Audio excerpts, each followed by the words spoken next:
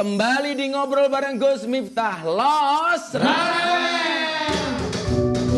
Masih bersama Ibu Menteri Ketenagakerjaan Bu Ida Fauziah. Yang saya tahu ini Ibu kan rajin bersolawat ya Bu ya. Nah, ini anak-anak punya hadiah nih untuk Ibu nih. Ya, satu lagu buat Ibu ya. Satu lagu untuk Ibu. Keren. Coba lagunya apa nih kita lihat. Maulana ya Maulana ya samil du'ana Maulana ya Maulana ya samil du'ana. Biasanya kan kalau dengar lagu ini asik, yang nyanyi asik gitu. Ini lagunya sih asik, tapi yang nyanyi nggak asik. Asu ya. Biasanya kan Nisa Sabian gitu loh. Sekarang sampai Kalau siapa? lagi Gus Miftah ini ada lagu pop, ada lagu gambus, Gambus, dangdut, ada solawatan, ada dangdut, keren juga ya. Kalau Bu Menteri pokoknya seneng selawat ya? Iya. Lagu-lagu selawat? Menjadi tenang, jadi mendengarkannya itu jadi kalau Ayem ngantuk ya? ayem dan kalau ngantuk jadi langsung tidur. Salah satu fungsi dari selawat itu adalah tidak akan tertolak sebuah permintaan ketika dimulai dengan membaca selawat. Bu, ini kan di media sosial, ini lagi rame soal joki prakerja. Ah, kita lihat Bu, kita lihat. Ah, dari Perol Hatu. Para joki prakerja selamat bekerja di gelombang 11. Allah cares dan love you. Coba. Ibu pernah dengar ini soal joki kartu kerja ini, Bu? Begini, tidak semua masyarakat kita itu memahami teknologi dengan baik. Kartu prakerja ini kan pendekatannya dengan menggunakan teknologi. Nggih. Tidak semua masyarakat kita terbiasa dengan menggunakan teknologi. Nggih. Karena tidak terbiasa menggunakan teknologi, menggunakan gadget, maka tidak sedikit mereka yang merasa memenuhi syarat untuk mendapatkan kartu prakerja, meminta tolong Orang lain. Nah, pertanyaannya apakah dimungkinkan dan diperbolehkan? Satu, kita lihat dulu fungsi jokinya seperti apa dan siapa jokinya. Pemerintah sendiri dalam hal ini Kementerian Ketenagakerjaan melihat fenomena masyarakat seperti itu, kita akhirnya meminta kepada dinas ketenagakerjaan atau dinas yang membidangi urusan ketenagakerjaan untuk mendampingi calon peserta kartu prakerja ini dalam mendaftarkan dan memenuhi persyaratan sebagaimana yang diatur. Artinya joki itu legal? Yang saya sampaikan tadi, Dinas. mereka didampingi secara resmi mendampingi calon peserta program kartu prakerja ini agar bisa masuk sebagai peserta. Jadi, nah ini yang kami katakan. Artinya yang resmi dari dinas ya? Iya, mendampingi mereka di advice mereka didampingi agar mereka bisa terdaftar sebagai peserta. Dan bahkan Bu Menteri, saya punya satu foto nih yang viral. Katanya seseorang bisa beli rumah gara-gara jadi joki. Hah? Oh, coba kita lihat nih. Yang Barangkali Bu Menteri belum lihat atau belum perso, saya kasih tahu. Nah, ada tulisan dari Muhammad Supriyatna di diskusi kartu prakerja. Alhamdulillah kebeli rumah sederhana, cash no riba, berkat hasil ngejoki 400 akun prakerja. Bagi hasil 50-50. Terima kasih Pak Jokowi. Coba. Aduh, yang itu saya nggak tahu dan baru mendengar. Dan baru sekarang. mendengar ini ya? Yang saya ceritakan tadi adalah joki yang resmi yang sebenarnya fungsinya adalah mendampingi calon peserta program kartu prakerja. Ya kalau joki sampai bisa beli rumah, anak-anak band bubar itu Bu. Jadi joki semua mereka. Jangan-jangan Saya mereka kira ini kalau berita ini benar, saya kira perlu ditelusuri. perlu ditelusuri Bu ya. Iya. Artinya kita mendapatkan fenomena di media sosial, bahkan sampai rumahnya difoto gitu kan. Luar biasa ini. Ya mudah-mudahan hoax lah ini.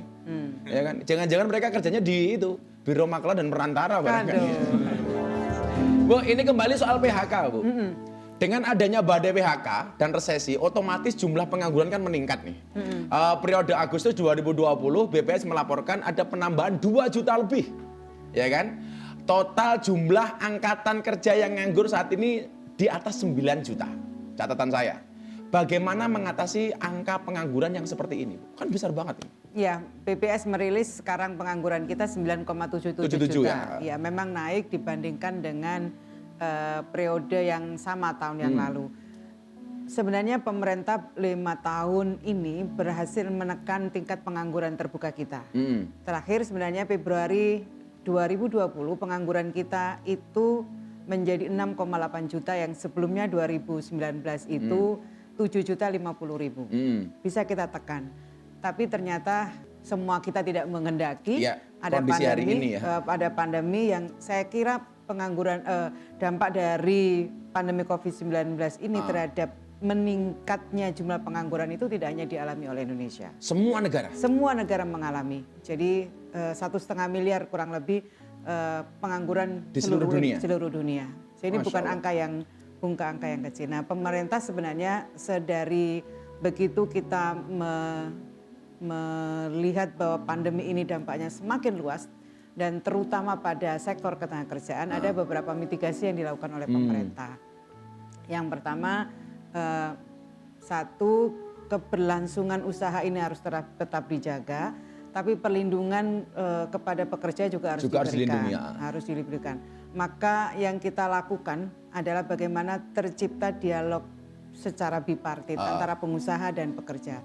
Di media Kemudian- sosial juga sempat rame untuk angkatan 2020. Kita lihat grafisnya. Kita coba lihat. Buat angkatan 2020 sabar ya, kita lagi simulasi jadi pengangguran. Ini tuh adik-adik yang baru lulus, Bu. Tentunya kan saat ini sedang sulit sekali mencari pekerjaan. Apa langkah pemerintah ini untuk membantu teman-teman yang angkatan 2020 ini? Ya, angkatan kerja tiap tahun antara 2 juta sampai 2,9 juta 2,9 tiap juta, tahun. Nah, jadi kita punya beban kalau tadi angkanya naik 9,7 ditambah dengan 2 sampai 2,9 juta, maka 12 sampai 13 juta yang menjadi beban atau PR pemerintah. Pemerintah ya? Salah satu yang dilakukan oleh pemerintah adalah diantaranya adalah melakukan reformasi secara struktural dan melakukan transformasi ekonomi melalui Undang-Undang Cipta Kerja. Kita berharap sekali perluasan kesempatan kerja itu terjadi. Yang kita lakukan apa? Saya kira adalah mendorong agar investasi baik dalam dan luar negeri itu bisa masuk. Bisa masuk. Ingat, kita bukan kasih karpet merah bukan untuk investasi asing saja, tapi untuk investor investasi di dalam negeri juga kita dorong. Undang-undang kenapa sih selama ini investasi itu belum maksimal? Saya kira karena satu, kita memiliki regulasi aturan yang jelimet, tumpang tindih, birokrasi kita yang masih tidak ramah lah terhadap iklim berusaha yang kondusif. Ini persoalan yang kita hadapi beberapa tahun belakangan. Saya di postingan Mbak Ida itu ada video seperti ini, kita lihat. Hari ini waktunya manen kangkung. Saya ikut nanam sih, tapi ikut manen. Ini sebenarnya dibantu oleh teman-teman dari PLK Cikoli Lembang.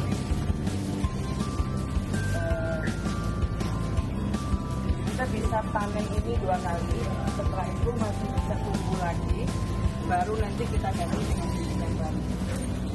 Ini di rumah? Di rumah, di belakang rumah. Di Widya Chandra? Oh enggak, saya tinggal di Pancoran. Oh, di Pancoran? Iya. Ternyata juga bisa dimanfaatkan untuk kangkung ya, Bu ya? Iya, ternyata kan tidak membutuhkan lahan yang luas. Pandemi ini ternyata membangun kesadaran kita, ternyata berkebun itu juga asik. Waktu yang singkat itu kita bisa manfaatkan, lahan yang tidak luas juga kita bisa manfaatkan. Tapi kan menteri sibuk, kok masih bisa nanam kangkung? Waktunya kapan? Yang nanam, jangan keras-keras itu. Aduh. Yang paling penting kan inisiatifnya itu. Ya, kalau tadi anak band punya hadiah untuk ibu, saya sekarang punya sesuatu untuk ibu. Wah, ada apa dengan kerupuk? Ada apa dengan kerupuk? Coba, Bu. Katanya kalau makan harus ada kerupuk. Makanan seenak apapun kalau nggak ada kerupuk bisa jadi nggak enak itu. Waduh. Jadi menurut saya kunci enaknya makanan itu tergantung dari ada kerupuk atau tidak. Kerupuk dan sambal. Kerupuk dan sambal. Betul. Indonesia. Jawa banget yo. Iya. Jawa banget apa Indonesia banget yo? Indonesia banget. Sama Indonesia Bu, kalau saya juga penyuka kerupuk, penyuka sambal. Iya. Tapi hidup saya memang kayak kerupuk Bu. Receh sih, tapi rame.